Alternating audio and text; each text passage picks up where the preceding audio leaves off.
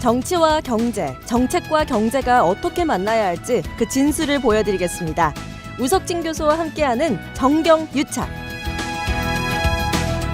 네, 영혼의 경제학자 명지대 경제학과의 우석진 교수 모셨습니다. 어서 오세요. 예, 안녕하세요. 영혼의 경제학자 우석진입니다. 네, 자 오늘은 윤석열 전 검찰총장의 정책관에 대해서 한번 좀 여쭤보고 싶은 게 계기가 있었던 게 이런 말을 냈어요. 세금을 걷어서 나눠줄 거면 애초에 안 걷는 게 낫다.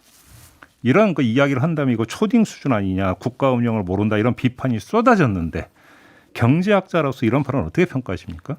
이제 윤 전 총장의 발언은 이제 며칠 전 이제 중앙일보 인터뷰에서 한 얘기예요. 네. 그래서 그 진보 진영에서 보면은 그 발언에 대한 이제 반응이 조세에 대해서 기본적인 이해력도 떨어지는 거 아니냐. 그런 식의 굉장히 반응이죠. 맹비난을 했고 보수 진영 일부에서도 이제 그런 비판을 했어요. 조세라는 것이 기본적으로 공공재를 공급하거나 아니면은 소득 재분배를 위해서 재원을 마련하는 방법인데 네.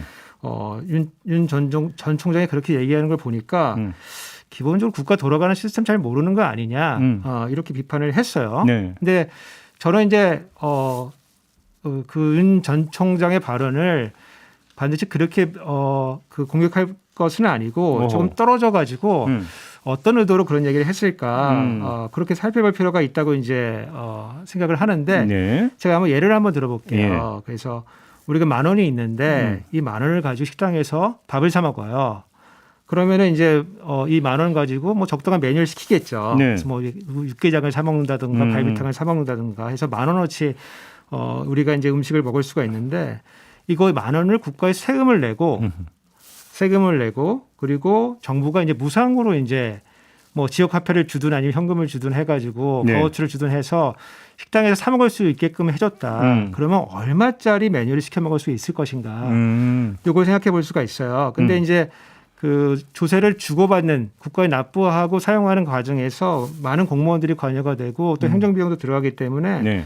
10,000원을 냈다고 해서 반드시 10,000원짜리 물건 음식을 시켜 먹을 수 있는 건 아니고 그 중간에 비용이 소요가 되기 때문에 예컨대 뭐 2,000원이 소요가 되면은 8,000원짜리 음식을 시켜 먹을 수 있는 거거든요. 행정 비용이 소요되기 그렇죠. 때문에. 요거를 이제 옛날 그 국보론을 쓴 이제 아담 스미스는 요걸 초과 부담이라고 했어요. 조세의 초과 부담이다. 네. 그래서 실제로는 8,000원만 그 조세를 내면 되는데 2,000원만큼 초과적으로 우리가 부담을 하는 거다. 그래서 부득이한 경우가 아니라면은 요 초과 부담이 발생하기 때문에 민간에서 바로 지출하는 것이 조금 더 효율적이다. 이제 이렇게 보는 것이고, 네. 요걸 이제 한 발자국 더 들어가서 조금 어렵지만 얘기를 해보면은 경제학자들이 어떻게 분석을 했냐면은 초과 부담은 세율의 제곱에 비례한다. 좀 말이 좀 어려운데, 또 어려워지네 이러면. 예, 세율의 제곱에 비례한다고 표현을 하는데, 예. 이거 무슨 얘기냐면은 세율을 2배 늘리게 되면은 초과 부담이 그 제곱에 비례하니까 4배가 늘어나게 된다. 그렇죠. 그래서 초과 부담이 세부담을 늘리게 되면 초과 부담이 엄청 빠르게 커지는 거거든요. 그래서 윤 전 총장이 이런 얘기를 어디서 들었는지 모르겠지만은 그런 원리를 좀 생각을 해보면은 넓은 세원에 낮은 세율로 과세를 해야 된다. 이런 이제 얘기를 할 수가 있고 그런 측면에서 민간에서 할 수 있는 것들은 이제 민간에서 하고 부득이한 경우만 정부가 과세해서 하는 것이 좋다. 이제 이런 결론이 나오게 되거든요. 네, 아무튼 이제 지금 교수님께서는 이제 그 학문적으로 그렇죠. 이제 분석을 해주셨는데 윤석열 전 총장이 정말 그 초과 부담이라고는 개념에 의거해서 이런 이야기를 했는지는 이제 본인이 하는 문제가 될 것 같고요. 그렇죠. 그렇죠. 예. 아무튼 근데 이제 계기는 재난지원금 때문 아니겠어요? 전 국민 맞습니다. 재난지원금. 예. 이게 이제 재난지원금하고 연결을 지으면 조금 더 이제 분명해져요. 이제 다시 한번 예를 한번 들어볼게요. 네, 우리가 연봉 1억 원 근로자가 있는데 네, 1억 원 정도 연봉이 되면은 근로소득세가 보통 한 1,000만 원 정도 돼요. 네. 1,000만 원 정도 되고 요 1,000만 원 정도 되니까 아까 말씀드린 이제 초과 부담, 행정 비용이 발생되니까 이게 한 100만 원 정도라고 생각해 보면은 900만 원 정도를 가지고 이제 어떤 우리가 공공재 공급이나 소득 재분배 쓸 수가 있거든요. 네. 그래서 요 900만 원 중에서 800만 원을 그 공공재 공급하고 소득 재분배에 쏙 썼고 100만 원을 예컨대 재난지원금의 형태로 나눠줬다 나한테. 그러니까 1,000만 원 세금 낸 거 중에서 100만 원 초과 부담으로 빠지고 800만 원은 공공재 공급하고 소득 재분배에 썼고 100만 원을 나한테 뭐 지역 화폐든 현금이든 나한테 줬다. 그러면 이 납세자는 아니 100만 원을 돌려받는 걸 좋아할 것이냐 아니면은 나 그 100만 원 빼고 900만 원만 세금 납부하게 해달라 이렇게 할 것이냐. 그래서 이걸 구체적인 그 문맥에서 따져보면은 이제 이재명 지사의 기본소득 같은 경우에는 네. 요 100만 원을 돌려줘야지 그 납세자의 내가 세금을 냈더니 국가가 이런 걸 해주는구나. 그래서 정치적인 효능감이 올라가서 나중에 증세할 때 이 사람이 동의해 줄 것이다. 이렇게 생각하는 것이고 윤석열 총장이 생각하는 전 총장이 생각하는 거는 요거는 초과 부담이 존재하는 거기 때문에 100만 원 돌려줄 것 같으면은 100만 원을 아예 과세하지 않는 것이 맞는 것이다. 그래서 그 재난지원금의 그 문제하고 더 관련해서 더 생각해 보면은 지금 이제 세금을 깎아줄 수는 없잖아요. 네. 그래서 고소득층이 이미 다 세금을 냈기 때문에 재난지원금으로 돌려주기보다는 이거를 그 아래층에 좀 더 두텁게 지원해야 한다라는 취지로 얘기한 거 아니겠느냐. 고 해석을 해볼 수 있다는 거죠. 알겠습니다. 윤석열 전 총장이 또 SNS에 이런 글을 올렸어요. 추경은 자영업자 손실 보전에 초점을 맞춰야 한다. 필요하다면 영세 자영업자의 세금 감면도 적극 검토해야 한다. 이런 글을 올렸는데 이건 어떻게 평가를 하세요? 그 윤 전 총장이 얘기는 이제 맞는 얘기죠. 맞는 얘기인데 이게 실질적으로 의미가 있느냐?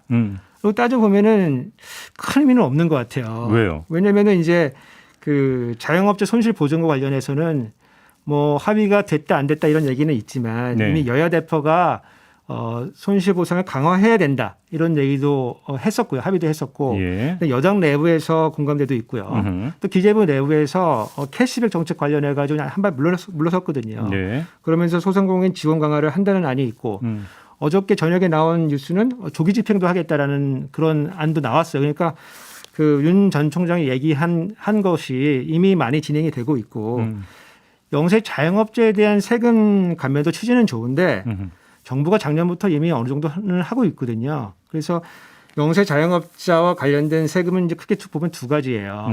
부가가치세하고 종합소득세가 중요한데 영세 자영업자를 상대로 하는 부가가치세 는 완화 조치가 좀 돼 있어요. 예컨대 이제 간이과세제 기준을 네. 기존 4,800만 원에서 8,000만 원으로 대상을 넓혔고요.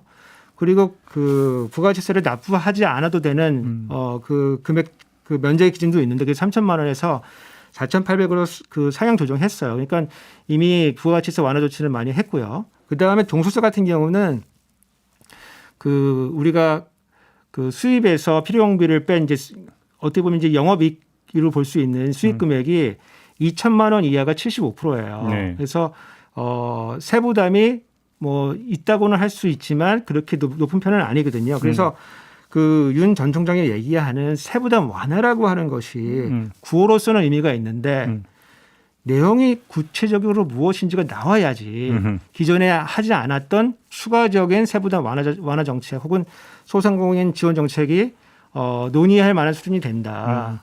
그렇지 않으면 큰 의미는 없다. 알겠습니다.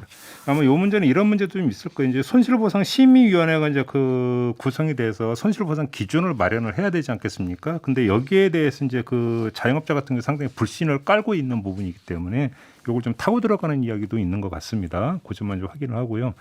부동산 관련 이야기 하나 좀 마지막으로 좀 여쭤볼게요. 그러니까 김원동 경실령 부동산 건설개혁 본부장 그다음에 한국공인중개사협회 도봉구 지회장 만났었어요. 윤석열 전 총장이. 그래서 이런 발언을 했습니다. 주거안정과 집값잡기는 정부 의지만 있다면 어렵지 않다. 이렇게 말을 했는데 이건 어떻게 평가를 하세요? 제가 이제 그 김원동 이제 그 본부장님하고 대담한 거 들어보니까 우리 그 윤 전 총장님이 갈팡질팡하는 거 아닌가 싶어요. 이 얘기 들으면은 이게 좋은 것 같고 저 얘기 들으면 저게 좋은 것 같고. 그걸 왜요? 왜냐하면 이제 기본적으로 자유시장 경제를 말씀하셨거든요. 그리고 그 정치 선언 시작을 한다고 선언할 때 문재인 정부가 시장과 싸우고 있다. 특히 부동산 시장에서 네. 그리고 비판도 강하게 했어요. 맞아요. 네. 그러면은 우리가 논리적으로 생각해 봤을 때 그러면은 나는 시장 친화적으로 가겠다. 예컨대 지금 문재인 정부는 공공이 주도해서 주택 공급을 하겠다고 하는 건데 그렇죠. 그러면은 우리는 시장과 혹은 민간에 맡겨서 중심으로 주택 공급을 하겠다 이렇게 생각하는 게 맞는데 김 본부장이 얘기하는 그런 정책들이라고 하는 거는 시장이 더 세게 개입을 하는 거거든요. 네네. 예컨대 분양가 상한제를 강화하거나 분양업계 다 공개하고 네, 분양원가 공개하고 3주택 이상 보유자 대출금 네. 회수한다. 이거는 그 주택 시장에 강하게 개입한다는 거거든요. 그러면 논리적으로 생각해 봤을 때 이게 왜 이러지? 그래서 제가 갖고 있는 느낌은 우리 그 윤 전 총장님께서 뭔가 유튜브를 좀 많이 보셔가지고 거기서 얘기하는 말씀들은 많이 이제 그 들으셔가지고 말씀 잘 하시는데 네. 그 내용 자체, 구체적인 내용 자체가 체화되지 않은 거 아닌가. 그러니까 쉽게 하면 이제 철학의 문제겠네요. 그렇게 놓고 본다면 중심 축의 문제, 그죠? 그렇죠. 이제 들어서 좋은 얘기들을 막 이제 하시는데 자기 본인 철학이 잘 똑바로 서 있지 않기 때문에 갈팡질팡하시는 거 아닌가. 뭐 그런 느낌을 좀 갖고 있습니다. 이야기를 조각으로 이야기도 괜찮은 것 같고 저 얘기도 괜찮은 것 같아서 다 갖고 왔는데 합쳐 보려고 하니까 이제 구성의 모순에 빠져버린다. 그렇죠. 그걸 이제 사실 메워주는 게 그 캠프 내 정책팀과 그렇죠. 치열한 이제 논의를 통해 가지고 이게 구체적으로 체화가 되어야 되는데 아직까지 체화되지 못하고 들은 얘기를 하는 수준인 거 아닌가. 그래서 알겠습니다. 유튜브를 좀 들보셔야 되겠다. 알겠습니다. 아무튼 이제 정책 기획은 앞으로도 뭐 수없이 아마 좀 점검이 될 것 같으니까요. 오늘은 일단 운을 떼는 정도로만 좀 하도록 하고 마무리를 하겠습니다. 고맙습니다, 교수님. 예, 감사합니다. 네, 명지대의 우석진 교수와 함께했습니다.